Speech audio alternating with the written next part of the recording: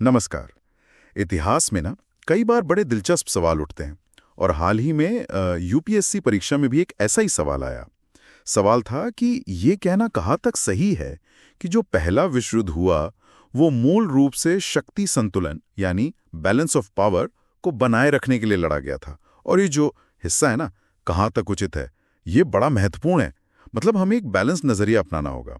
हमारे पास एक दस्तावेज है जो इसी सवाल को एनालाइज करता है। तो चलिए इसी पर थोड़ी गहराई से बात करते हैं, देखते हैं क्या निकलता है। सबसे पहले तो ये समझ लेते हैं कि ये शक्ति संतुलन है क्या भला। मतलब आसान शब्दों में देखिए, ये एक तरह की व्यवस्था है जिसमें देश कोशिश करते हैं कि कोई एक मुल्क या गुट इतना ज्यादा ताकतवर ना हो जाए कि वो दूसरों पर क्या कहते हैं, हावी हो जाए। इसके लिए अक्सर वो गठबंधन, अलायंस वगैरह बनाते हैं, ताकत बटी रहे, ये सोच होती है। हाँ, और दस्तावेज भी इसी तरफ इशारा करता है। जैसे जर्मनी और ऑस्ट्रिया हंगरी का गुट था, या फिर वो फ्रांस, रूस और ब्रिटेन वाला ट्रिपल एंटेंटे। ये सब कागज पर तो शक्ति संतुलन बनाने की कोशिशें थीं, है ना। बाल्कन्स में भी जो तनाव था वो भी कहीं ना कहीं इसी बैलेंस को लेकर था। हाँ बिल्कुल, सैद्धांतिक तौर पर तो यही था। लेकिन यही वो सवाल की नब्ज है, कहाँ तक उचित है। क्या ये संतुलन बनाने की कोशिश ही एकमात्र या सबसे बड़ी वजह थी? दस्तावेज खुद इस बात पर जोर देता है कि भाई ये पूरी कहानी नहीं है। शक्ति संतुलन एक पहलू जरूर था, इसमें कोई शक नहीं, पर उसे मूल कारण मान लेना वो शायद चीजों को जरूरत से ज्यादा सरल बना देगा। अच्छा, तो फिर और क्या चल रहा था उस वक्त? मतलब कौन सी दूसरी ताकतें थीं? हाँ, दस्तावेज कई और अहम फैक्टर्स गिनाता है। अगर हम बड़ी पिक्चर देखें तो एक तो था साम्राज्यवाद, मतलब कॉलोनीज बनाने की, अपना दबदबा बढ़ाने की होड़। हर बड़ी ताकत इसमें लगी हुई थी, इससे दुश्मनी बढ़ी। हाँ, वो तो था ही। फिर था सैन्यवाद, सिर्फ फौजें बढ़ाना नहीं, बल्कि फौजी ताकत को ही सब कुछ समझना, ये सोचना कि हर मसला जंग से ही हल होगा। और राष्ट्रवाद, नेशनलिज्म? अरे वो तो बहुत ज्यादा था। अपने देश को सबसे ऊपर मानना, दूसरों को कमतर आंकना, इसने माहौल बहुत बिगाड़ा।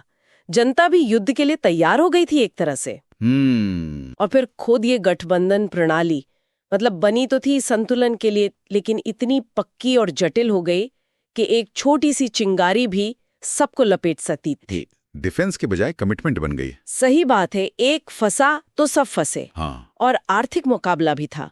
इंडस्ट्रीज बढ़ रही थीं, बाजार चाहिए थे, रिसोर्स चाहिए थे, उसमें भी तगड़ी कंपटीशन थी। तो आर्कड्यूक फर्डिनैंड की हत्या, वो तो बस एक ट्रिगर पॉइंट था। बारूद तो इन सब चीजों ने पहले ही जमा कर रखा था। दस्तावेज भी यही कहता है। तो मतलब निष्कर्ष ये निकलता है कि युद्ध को सिर्फ शक्ति संतुलन की नजर से देखना अधूरा है। दस्तावेज फाइनली क्या कहता है? बिल्कुल, दस्तावेज का मूल्यांकन यही है कि शक्ति संतुलन की चिंता थी, उसने गठबंधनों को शक्ल दी, वो समीकरण का एक हिस्सा थी। पर युद्ध शुरू होने और फिर उसके इतने भयानक रूप से फैलने में साम्राज्यवाद, सैन्यवाद और वो जो उग्र राष्ट्रवाद था, वो शायद ज्यादा बड़े, ज्यादा डिसाइसिव फैक्टर साबित हुए। और विडंबना देखिए, जो सिस्टम गठबंधन संतुलन के लिए बना था, असल में उसी ने युद्ध को इतना फैला दिया।